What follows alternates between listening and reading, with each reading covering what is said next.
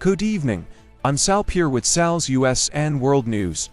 In a bold move, the White House has announced that all federal employees working within diversity, equity, inclusion, and accessibility DEI offices will be placed on paid administrative leave, effective immediately.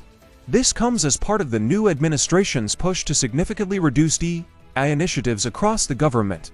The directive was outlined in a post from White House Press Secretary Karoline Leavitt earlier today. It follows through on former President Donald Trump's campaign promise to dismantle DEI programs, a stance he made clear upon taking office. The former president has already moved to eliminate DEI practices in federal hiring and contracting. And now, the government is targeting federal DEI offices, which will be shut down in a sweeping effort. A memo from the U.S. Office of Personnel Management, issued yesterday, instructed federal agencies to inform DEI staff by Wednesday evening that they would be placed on administrative leave. The memo also requires agencies to remove DEI-related websites and social media accounts, as well as halt any DEI training sessions. This executive order, signed by Trump on Monday, bans DEI programs across federal agencies. On a briefing call with reporters, an administration official outlined plans to dismantle what they termed the DEI bureaucracy, including efforts to end environmental justice programs and equity-related grants. The White House also released a fact sheet detailing plans to eliminate DEI from federal contracting. The order directs the Office of Management and Budget to streamline contracting processes and requires that contractors comply with civil rights laws, but without pushing for workforce balance based on race, gender, or other identity factors. While critics of DEI argue that programs can be discriminatory, supporters maintain that these initiatives are essential to ensuring equal opportunity and addressing systemic disparities. The DEI controversy has become a major flashpoint in the ongoing national debate over race and equality in the United States. The move to dismantle DEI programs likely to spark legal battles, with civil rights groups preparing to challenge these actions in court. Already, advocacy organizations, including the ACLU, are reviewing the potential legal implications of this new policy. The Trump administration has also appointed tech billionaire Elon Musk to lead the newly formed Department of Government Efficiency, which will oversee further cuts to what they describe as unnecessary federal programs, including DEI. Stay tuned as this story develops, and as always, we'll keep you updated on any legal actions or further executive orders related to these significant changes in federal policy.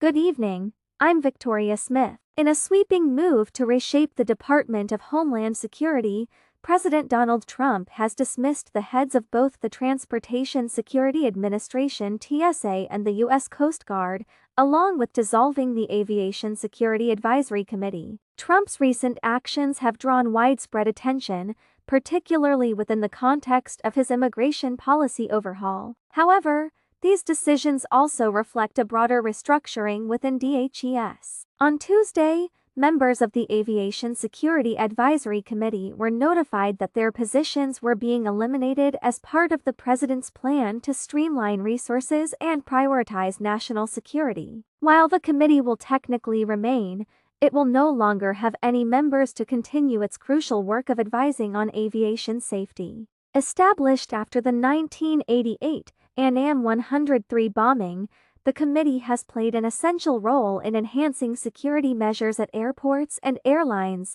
with many of its recommendations being adopted over the years. It is still unclear whether other advisory committees across the department will face similar cuts. The dissolution of the Aviation Security Group has raised concerns, especially among those personally impacted by past security breaches. Stephanie Bernstein, whose husband was killed in the 1988 bombing, voiced her worry over the potential risks to aviation safety without this vital oversight. In a surprising development, TSA Administrator David Pekoske was also fired. Pekoske had been appointed during Trump's first term, but was reappointed for a second term by President Biden. No specific reason for his removal has been provided, though he had previously attempted to end the Remain in Mexico immigration policy during his time as acting secretary. Pekisky's tenure was marked by efforts to modernize airport security, including the expansion of facial recognition technology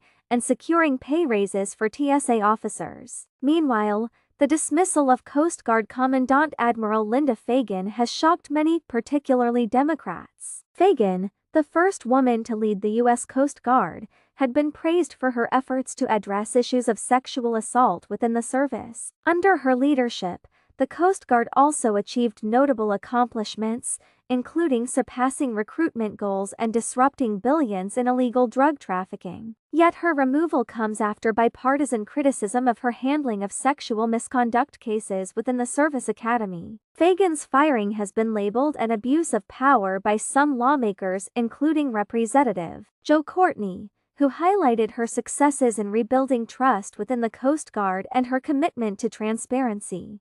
Additionally, President Trump is expected to appoint a new head of the Federal Emergency Management Agency (FEMA) following sharp criticism of the agency's handling of disasters such as Hurricane Helene and the California wildfires. These bold moves are part of Trump's broader agenda to restructure key federal agencies. As always, we'll continue to monitor these developments closely and bring you the latest updates. This is Victoria Smith with SAL's US and World News. Stay with us for more. Good evening, I'm Jackie Pierre, and welcome to SAL's US and World News. In tonight's feature, we delve into the ongoing and essential conversation about equity, diversity, and inclusion, often referred to as ED&I, and the critical role it plays in shaping organizations, schools, and communities across the globe. As we enter 2025, a year of renewed focus on social issues, many leaders and organizations are facing the challenge of creating more inclusive environments where everyone can thrive. But as we explore today, achieving true equity and inclusion remains a complex task, often marked by confusion and uneven progress.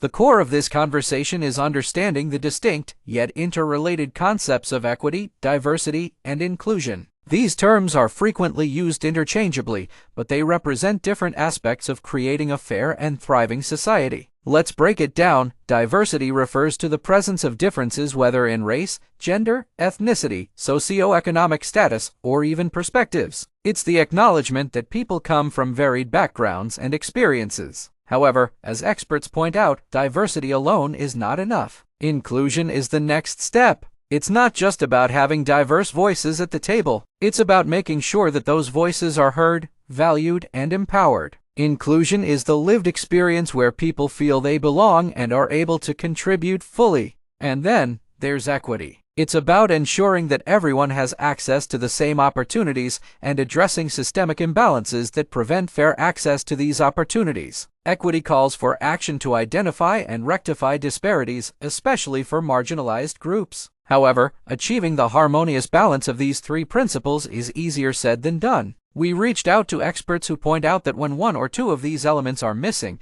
the outcomes can be harmful or at best incomplete. For example, equity and inclusion, but no diversity. Imagine a corporate boardroom where everyone shares similar backgrounds. While the policies might be inclusive, the lack of diversity means there's no fresh perspective and innovation can stagnate. Without diverse voices, policies made in these rooms may reflect the interests of a narrow group, causing organizations to lose their competitive edge. Inclusion and diversity, but no equity. This scenario is often seen in community-based organizations or progressive movements that boast diversity but lack the equitable structures to support it. Leaders in these spaces might not reflect the diversity of the communities they serve, leading to power imbalances where marginalized voices are heard but not necessarily acted upon. Equity and diversity, but no inclusion. This situation can be the most insidious. Organizations may hire diverse individuals or have policies that promote equity, but if these diverse people don't feel included, if their ideas are dismissed or overlooked, the system becomes one of tokenism. It's exhausting for those involved, and ultimately, many will leave because they feel they don't truly belong.